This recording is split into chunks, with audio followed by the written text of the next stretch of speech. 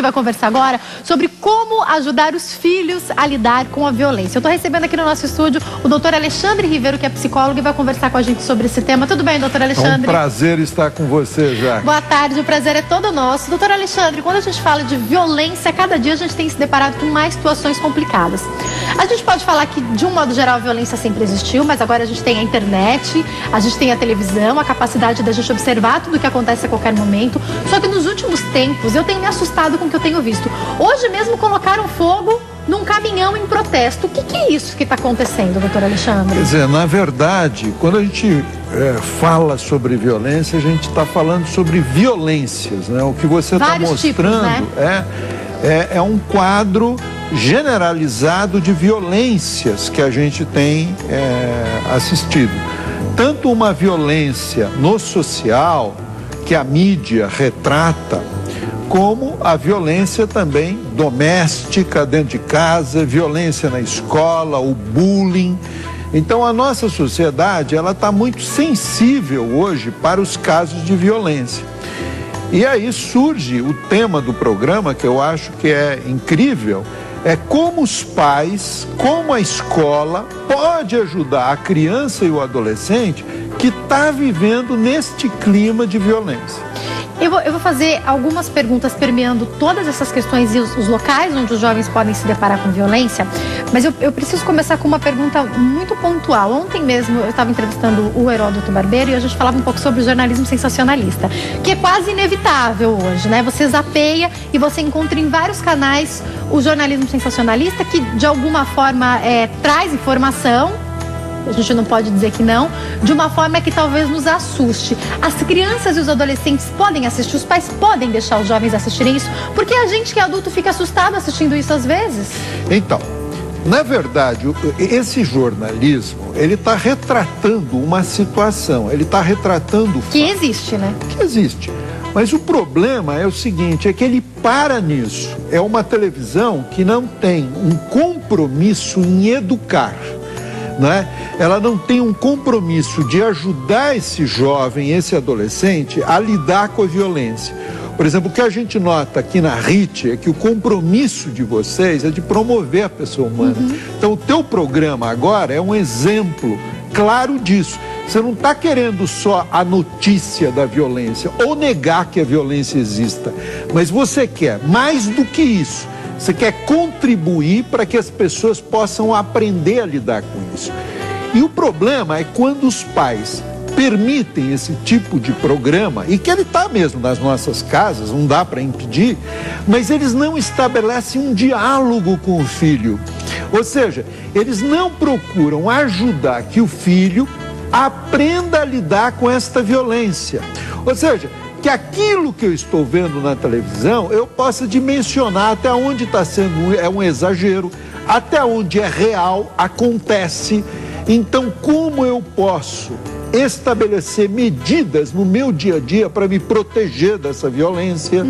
Né? Usar daquele fato jornalístico de uma forma pedagógica. Então, se eu vejo lá a notícia de uma pessoa que sofreu um assassinato, que passou por uma família que viveu esse trauma e que aquela pessoa que cometeu o assassinato era uma pessoa doente psiquicamente, era um psicopata. Então, minha filha, como nós podemos lidar com isso? Como nós podemos identificar pessoas com este perfil? Quando eu estou fazendo esse trabalho de elaboração, eu estou ajudando o meu filho a lidar com a violência. Então o diálogo, ele é importantíssimo. Porque, doutor Alexandre, eu também não posso pegar e colocar o jovem numa redoma, porque se a gente for para o âmbito, eu já vou colocar até a escola aqui, que é o primeiro ambiente fora de casa que os jovens, as crianças começam aí. Essa criança chegou na escola, ela provavelmente vai lidar com violência. Daqui a pouco a gente vai falar sobre drogas e gravidez. Quantas meninas jovens que fumam, que usam drogas ilícitas, que usam álcool, não estão engravidando. Então, às vezes, a sua filha, que foi criada numa redoma, você não conversou com ela sobre violência, ela vai chegar na escola e vai ver duas amigas se batendo, e vai ver alguém oferecendo droga pra ela, e vai ver alguém sendo assaltado na rua. Então, quer dizer, a gente também não pode alienar os jovens disso. Precisa do que o senhor falou, diálogo, né? Diálogo. Ou seja, os pais precisam ter um envolvimento com os seus filhos. Os pais precisam se envolver com o dia a dia dos seus filhos. Os pais precisam se envolver com as notícias que os seus filhos estão tendo acesso. Eles precisam parar e refletir. Para isso, é preciso doar tempo. O tempo é muito importante. O que hoje a gente observa muito na sociedade é que as pessoas não têm tempo. É verdade. Né? Quer dizer, é impossível você amar o outro sem dispensar tempo. Olhar no rosto, olhar nos olhos da pessoa, conversar com ela, querer saber as inquietações desse teu filho, com quem ele convive, aonde ele anda. Agora, falando sobre isso, cada vez a mulher no mercado de trabalho está se distanciando um pouco mais desse tempo, tem menos tempo para ficar com os filhos. Dá para ter qualidade nesse pouco tempo? Porque a gente tem que dedicar esse tempo. Qual que é a alternativa para a mãe que está fora hoje cuidar e instruir os filhos com relação à violência? Eu acho que quando nós nos apercebemos da importância da nossa família, quando nós temos essa consciência, quando nós temos esse valor que a nossa família é importante, a partir daí você começa a verificar que vale a pena investir tempo na tua família. Então, mesmo que o teu tempo seja curto, em função que você trabalha, você tem compromissos, tarefas domésticas, mas você vai dizer, é muito importante que eu dê um tempo aqui em casa para o diálogo, não é perder tempo, para eu agregar a minha família, para eu fortalecer a minha família. Porque senão você pode descobrir mais adiante que você teve tempo para o trabalho, você ganhou dinheiro, você ajudou até pessoas na sua função profissional, você teve tempo para as tarefas domésticas, tirou todo o pó, fez, cozinhou, arrumou, né? Teve tempo para os seus amigos, mas a sua família acabou desagregando. Você perdeu a sua família. Você perdeu a sua família, então tudo aquilo que era... Não, mas o meu objetivo era trabalhar pela minha família. Sim, e agora a família? Você cai num vazio. Então, para que não ocorra isto, dê um tempo, consagre um tempo do dia para o seu filho. Onde você foi? Mesmo que a pergunta é repetitiva. O que você aprendeu lá na escola? Quem são os teus amigos? Ah, o Marcelo. Quem é o Marcelo? O que você está fazendo? Isto é um trabalho de prevenção à violência, porque nesse instante você pode interferir, nesse instante você pode dar dicas, nesse instante você pode relacionar as matérias que aparecem na mídia com o dia a dia. Aí sim, você está mastigando a informação, você não está só engolindo aquela informação que dá muitas vezes um bolo porque não faz a digestão. Agora, doutor Alexandre, infelizmente a gente vê muitas vezes jovens envolvidos nesses problemas. Jovens, às vezes, quando existe um assalto, quando existe um crime, sempre tem um jovem ali menor de idade envolvido. E muitas vezes o jovem chega no momento em que ele começa a fazer parte de tribos para poder se conectar com os outros e tudo mais, é normal da adolescência. Só que alguma dessas tribos pode ser perigosa, pode ser violenta. O que os pais podem fazer nessa situação? Então, você tocou num ponto extraordinário. Você tocou no seguinte, que a família é muito importante, mas o grupo é muito importante também na adolescência.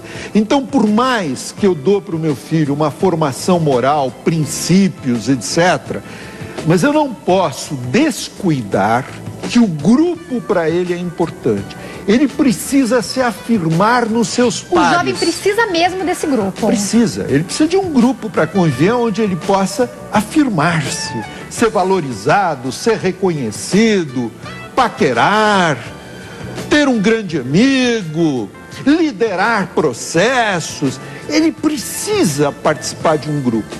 E muitas vezes ele acaba entrando em grupos não recomendáveis. E aí surgem os convites. Muitas vezes não é que ele se insere nessa situação de um pequeno delito, ele começa com um pequeno delito, não é tanto porque ele queira, mas é para ganhar a aprovação do grupo, o reconhecimento do grupo. E quando esse primeiro delito dá certo, Ou seja, ele não é surpreendido, ele não é detido, ele se sente incentivado. E aquilo começa alguns estudos mostram uma verdadeira fissura, como o uso de drogas. Hoje vocês vão falar de drogas na gravidez. Quer dizer, começa uma verdadeira fissura em busca de uma adrenalina. E ele acaba muitas vezes enveredando nisto, vai obtendo o reforço e, de repente, quando os pais recebem a notícia, mais adiante, se surpreendem. Mas como, meu filho?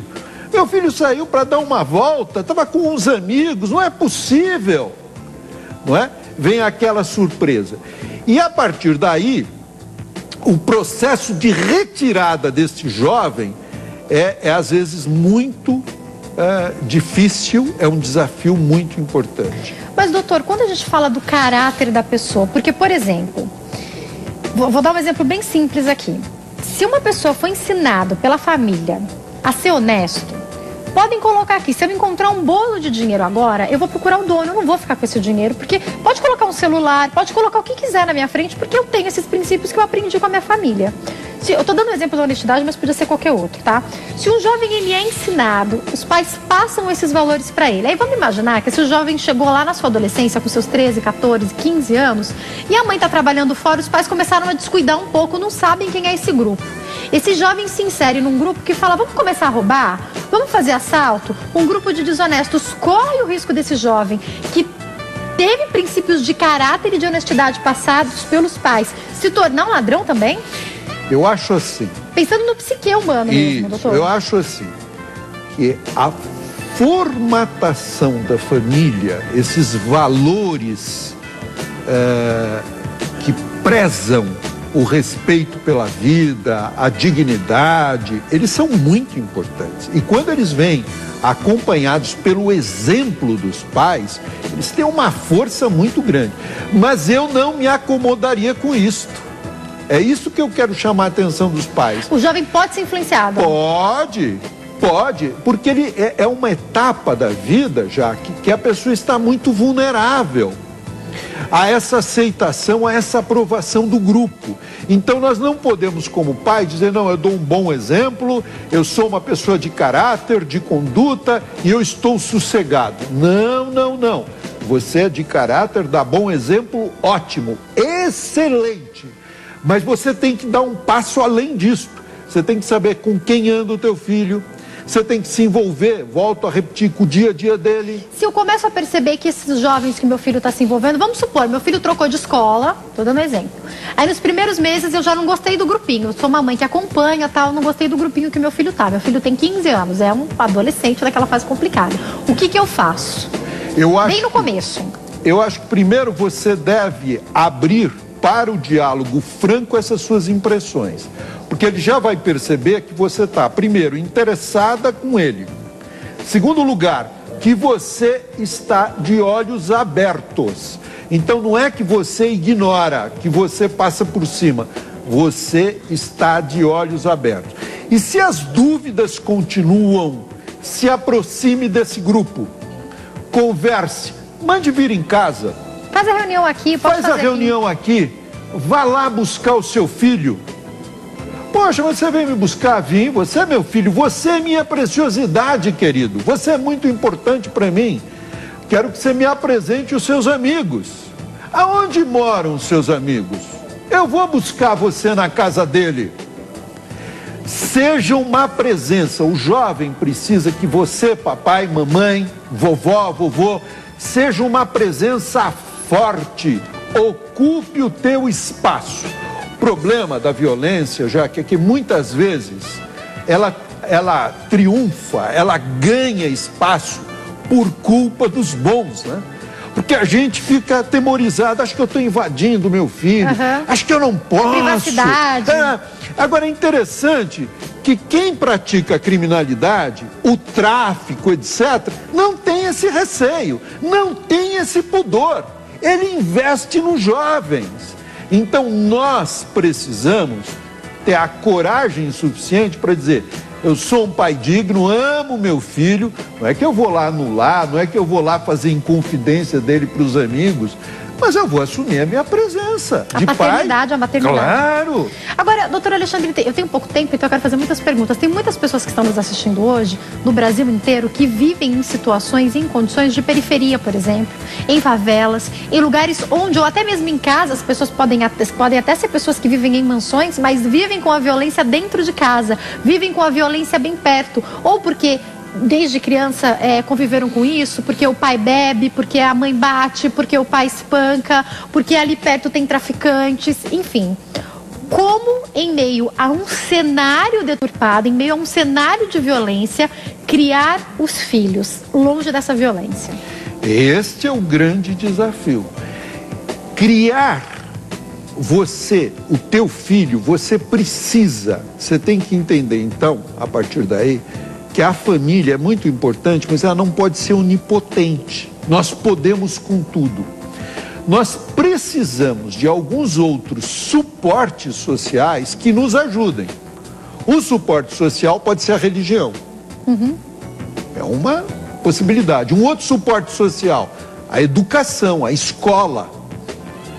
Um outro suporte social, não sei, um lugar onde se pratique, algumas instituições que praticam um trabalho cultural, por exemplo, ligado à música, coral, o esporte, pintura, de repente. Esporte. Por quê? Nesses lugares existe uma disciplina, existe uma organização. E você sabe muito bem que para que a pessoa tenha autoestima, alto valor, que é a grande vacina também para entrar na delinquência, nas drogas. Para que você tenha autoestima, você precisa realizar coisas, você precisa sentir a tua produção. E para você produzir, precisa de disciplina. Então, como é importante o jovem estar participando de um programa de esporte, de um programa cultural, de uma instituição religiosa. Quer dizer, como isto são aliados à família importantíssimos para preservar o jovem, para não deixar o jovem ser sequestrado. Porque uma coisa precisamos estar assim, muito conscientes aqui, os pais que estão ouvindo. Creiam que existem muitas pessoas que, infelizmente, nesse momento na nossa sociedade, estão interessados com o filho de vocês. Nossa, uma vez eu estava pregando a respeito disso e eu falava, se os pais não ocuparem o lugar deles, existe alguém lá fora prontinho para ocupar o lugar dos pais. Perfeitamente. Infelizmente, pode ser um traficante, pode ser um ladrão, e vai tentar aliciar os seus filhos. Agora, doutor, para a gente caminhar para encerrar o bate-papo, eu queria fazer uma pergunta final que eu acho muito importante. Quando a gente assiste, principalmente nos canais fechados, eu assisto muitos programas de investigação, tentando entender a mente, e pessoas que matam, pessoas que têm coragem de fazer crimes horríveis. Geralmente, quando se estuda a história dessa pessoa, ela ou passou por isso, ou teve um pai, ou teve uma mãe que foi ausente, ou um pai e uma mãe que batia, que agredia, que também matou alguém. Dá para quem está nos assistindo hoje e viveu na sua família uma realidade de violência, consegue sair dessa e ser diferente, doutor? É interessante como a banalização da violência e como a violência ela se torna às vezes um círculo vicioso. Eu sofri uma violência e essa violência pode ser as mais diversas, uma violência física, verbal, um abuso sexual, né? E quando eu me torno adulto, eu acabo praticando aquela mesma violência, eu acabo repetindo, reproduzindo aquilo que eu sofri. É como se acontecesse, a psicologia estuda muito isso, um mecanismo interessante. Como eu fui alvo da violência, e a violência me assustou muito, a violência me encheu de terror, é como se às vezes eu me identifico com o próprio violentador, é como se eu quero pôr ele aqui dentro para eu ter um controle, para que eu não sofresse novamente a violência. Quase um escudo. Quase um escudo. Então se a minha mente só vê a vítima e o algoz, eu prefiro virar algoz para não ser mais vítima, como se eu não fosse ser mais vítima. E eu acabo sequestrado nisso. Então, todas as pessoas que sofreram um trauma deste, que passaram por uma violência física a título de serem disciplinados pelos pais e praticaram violência física nele, violência psicológica, ameaças, não é? Chantagens, abuso sexual. Seria muito importante a primeira coisa, a pessoa reconhecer que ela foi abusada, entender o sofrimento dela, entender o trauma dela. E se ela sente uma inclinação para repetir isso, ela fazer uma análise verdadeira, olhar para si mesmo. Olha, eu às vezes sinto uma inclinação de repetir isso, eu não quero, mas eu sinto. Eu começo a gritar com meu filho, eu começo a falar palavrão, fazer tudo aquilo que meu pai fez comigo de novo. E eu não quero repetir isso. Parece que é automático, é impulsivo. Você observou isso? Busque corrigir-se. Está difícil corrigir-se? Busque ajuda profissional. Não deixa pra Procure um depois. psicólogo, procure um psiquiatra, procure ajuda. Isso não significa que você é louco. Psicologia, psiquiatria não tem nada a ver com loucura. Tem a ver com dificuldades comportamentais, emocionais, e que você pode mudar e se rever e a partir daí superar isso. Isso vai fazer bem para você e para as pessoas que convivem com você. Não perca tempo, se você está passando por problema, procure ajuda, viu? Infelizmente a gente tem que encerrar, mas muito obrigada pelos esclarecimentos, doutor Alexandre. Quem quiser entrar em contato, tem o site www.alexandreriveiro.com.br e o telefone 0 operadora 11 2274 8217 ou o 2915 0287. Os dois telefones são 0 prestadora 11. Muito obrigada, doutor Alexandre, volte sempre, viu? Muito obrigado. Uma ótima tarde.